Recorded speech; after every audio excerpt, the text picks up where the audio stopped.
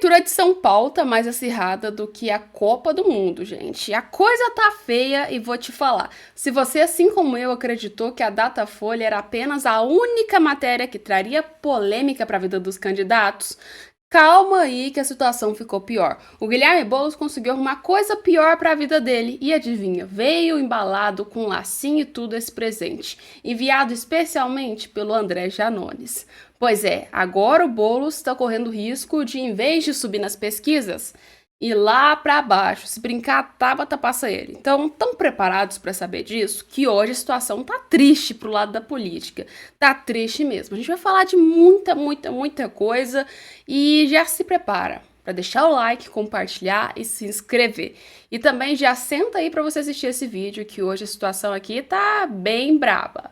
Prontos? Vamos lá então falar um pouco sobre o que está acontecendo. Ontem a gente foi surpreendido com essa matéria linda da Datafolha, dizendo que assim, Pablo Marçal, que estava em segundo, recebeu 6 pontos de rejeição e quem estava lá em cima era o Ricardo Nunes com o Guilherme Boulos, né? Até aí a gente falou, vamos acreditar, né? A única opção que a gente tem, porque é meio estranho do nada um candidato que estava lá embaixo sair lá para cima e outro que estava lá em cima e para baixo. Mas assim, ninguém conseguiu entender direito o que a Datafolha publicou e todo mundo ficou, uai, mas o que aconteceu que o Pablo Marçal saiu lá de cima e foi para baixo literalmente do nada? Eu acredito que não foram só os ataques de Silas Malafaia que fizeram isso com o Pablo Marçal. O que tá acontecendo? A pesquisa colocava o Nunes disparado na frente com 27. Lembrando, o cara, poucos dias atrás, tava com nada mais nada menos do que 19, né? E aí trocou e colocou o Pablo Marçal agora com 19 e o Guilherme Boulos com 25. Se vocês olharem a métrica, tá mais ou menos isso pra vocês entenderem o gráfico. De repente, do nada, o Ricardo Nunes sai de 23 para 19 e sobe para 27. Uma subida assim drástica, muito ao contrário de todos os outros candidatos que têm um pico de subida, como por exemplo Pablo Marçal e até o Guilherme Boulos. O Guilherme Boulos, a linha dele tá meio reta, né? Mas assim, deu uma subida que seja um pouquinho, né?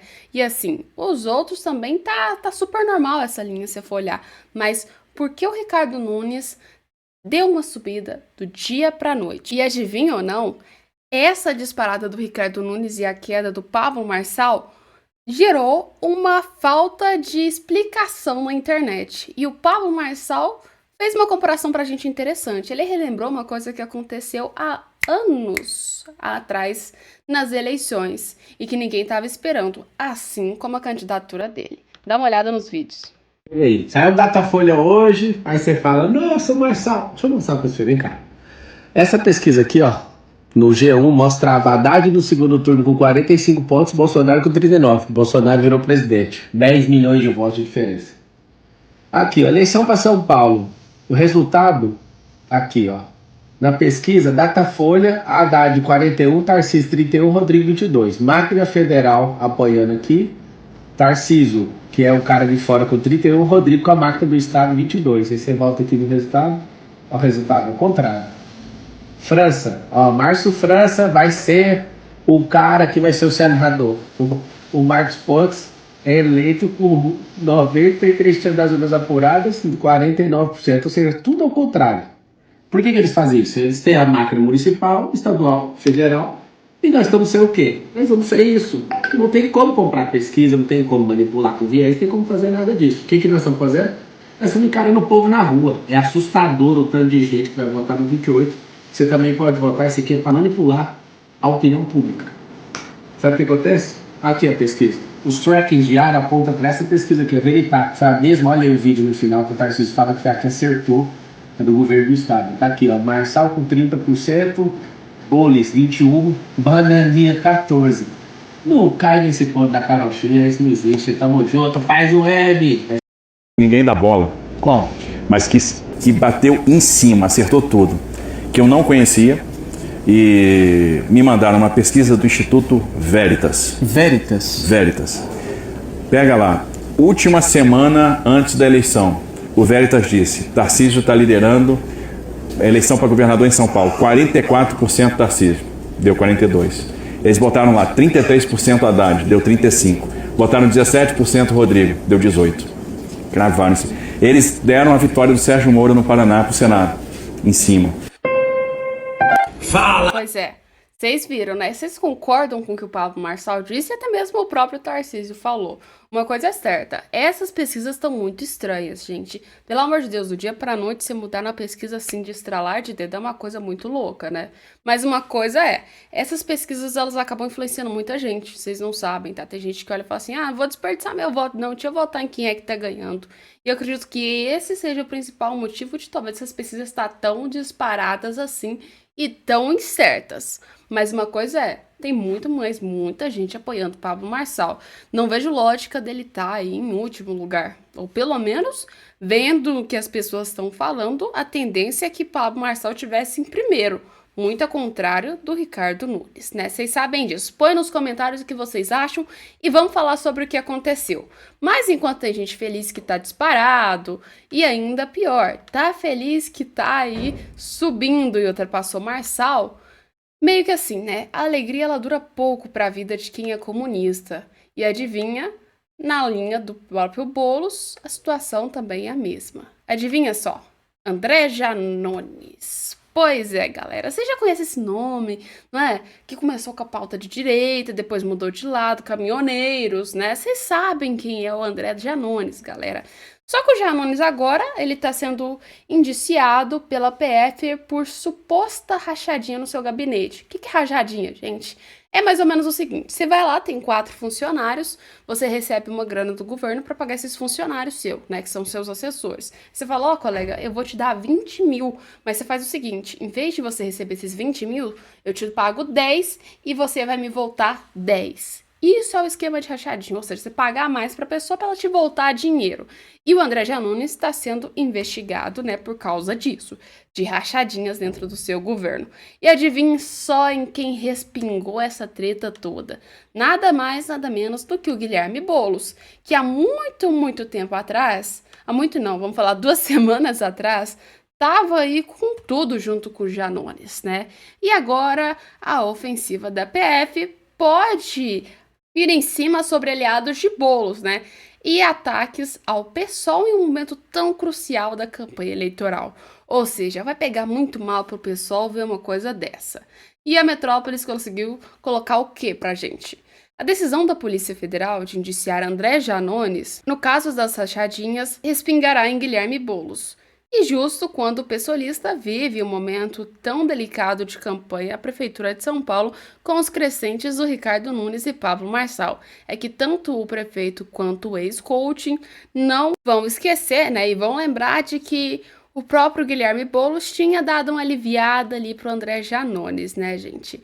E assim, livrou praticamente e aliviou para ele no Conselho de Ética da Câmara, quando foi então relatar aí o processo. A nova decisão da PF, ela irá usar muitas coisas, mas principalmente os aliados vão usar ela como um recurso de que Boulos teria sido, né, conivente com a corrupção. Ameaçado de não ir para o segundo turno, Guilherme Boulos deverá repetir a tese de que não se poderia punir Janones por um crime cometido numa legislatura anterior. Ou seja, o Pablo Marçal ganhou mais uma carta na manga e agora ele pode usar essa gafe aí do próprio Boulos de falar de não pode ter sido cometido crime que foi em outra época, não tem como eles julgarem. O Pablo Marçal pode usar isso para atacar o Guilherme Boulos dentro dessa campanha, assim como ele e a Tabata fizeram com o PCC. Ou seja, aliando o próprio Pablo Marçal com o PCC, sendo que o cara não tinha praticamente nada a ver, né? Então vocês já sabem. Pablo Marçal tá com essa carta na manga e eu acredito que ele não vai deixar de usar isso não. Nem ele e muito menos o Ricardo Nunes também. Ricardo Nunes vai pegar isso aí e vai falar, Guilherme Boulos, é nessa aí que você vai se lascar. Foi aliar com o Janones, o problema é seu, né? Mas uma coisa é certa, o Guilherme Boulos achou que ia ganhar no primeiro turno, não vai ganhar. Óbvio, a gente já sabe disso. Mas ele ainda vai ter que tomar conta de outra coisa, da sua companheira Tabata, né? Que ele tá dependendo praticamente dos votos e os apoios da Tabata para conseguir, né, ser, no mínimo, eleito e ultrapassar Pablo Marçal, tá? A expectativa é mais ou menos o quê? Guilherme Boulos tem seus votos. A gente sabe que quem vota no Boulos vai votar no Boulos. Não adianta nem você virar e falar assim, vai mudar de ideia. Não vai mudar de ideia. O povo vai votar no Boulos. Se já decidiu votar no Boulos, significa que o quê? A galera não vai mudar muito. Só que o que acontece? Com 23% e 25% que fica nessa variação, o Boulos está meio que estável, ele só tem essa quantidade de votos, em comparação aos outros que ficam crescendo, ainda podem tomar votos de outros candidatos, né? Vocês sabem do que eu tô falando. Mas Guilherme Boulos, vendo tudo isso, ele também tem os seus métodos para conseguir ter mais votos se caso ele for no segundo turno. E adivinha quais são os métodos? Depender de Tabata, tá? Ou seja, ele vai pegar os votos que a Tabata tem e aí vai juntar todos eles para conseguir ser eleito. E talvez o do Datena, mas bem dizer que se o Datena conseguir ganhar algum voto já me surpreende, né? Mas é mais ou menos isso. O Boulos agora tá usando essa estratégia e vai depender praticamente disso para crescer, né? Porque senão ele não vai conseguir ir pro segundo turno. Então, a estratégia de Boulos é: vou tentar entrar no primeiro turno, já viu que não vai ganhar no primeiro turno. Segunda opção é ir para o segundo turno e pegar o apoio da Tabata Amaral. Se isso vai dar certo, eu não sei, mas uma coisa é certa. Galera, os dois maiores que estavam até poucos tempos atrás era Pablo Marçal e Ricardo Nunes. Quem vota no Pablo Marçal não vota no Guilherme Boulos. E quem vota no Ricardo Nunes também não vota no Guilherme Boulos. E aí, você acha mesmo que o Boulos vai conseguir ganhar? Ou não? Põe nos comentários. Porque eu acho que nem com o voto de Tabata e nem o Diabo A4 o Boulos consegue ser o próximo prefeito de São Paulo. Apoiou nas ideias do Haddad, vai perder igual o Haddad. Mas se tem uma coisa que a gente vê nas redes sociais, é a galera que vota no PT se dizer que é do amor. Ou pelo menos que vota no Guilherme Boulos e etc. Mas olha o nível de amor que essa pessoa tem para dar, para que esses eleitores do Lula e do PT tem pra dar. Dá uma olhada, me fala que isso aqui é amor ou se isso aqui é ódio. Gente, pra quem não sabe, tava rolando um evento, né? Isso aqui foi lá na Paulista e essa pessoa aqui tava fazendo literalmente isso. Dá uma olhada no que ela tá fazendo. Essa é a democracia do PT. Não, não é a democracia, meu bem. Esta aqui é a democracia de vocês. A democracia é o direito. O bom é que ela agride a pessoa, já fala assim, é burrinho. Pois é, né? Pois é, quem é burrinho? Você veste a camisa. Veste a camisa. Veste a camisa. O que a gente não defende é a burrice. Burrice, não, meu filho. Burrice é você. Eu comunismo. Eu também não. Vá a merda. Ô, mentira. Eu tô aqui de boa, andando pela Paulista, vim aqui defender a nossa liberdade contra o Alexandre de Moraes. Decidi colocar minha camisa do Brasil, o livre direito de expressar minha opinião política. E aquela senhora do PT veio aqui tentar nos agredir, nos intimidar, por estar com a camisa do Brasil. Que coisa grave. Essa é a democracia e a hipocrisia que aquele povo ali, ó, diz defender. Democracia agora virou apelido de ditadura, de comunista sem vergonha. Pois é, duas coisas que eu me pergunto sobre esse vídeo.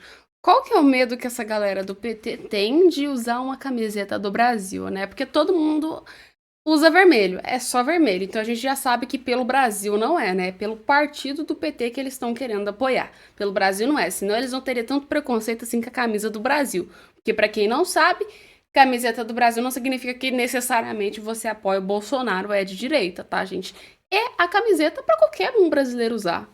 Mas essa galera tem um repúdio tão grande, por que será, né? Ainda mais uma manifestação que não tinha nada a ver com coisa política, campanha política.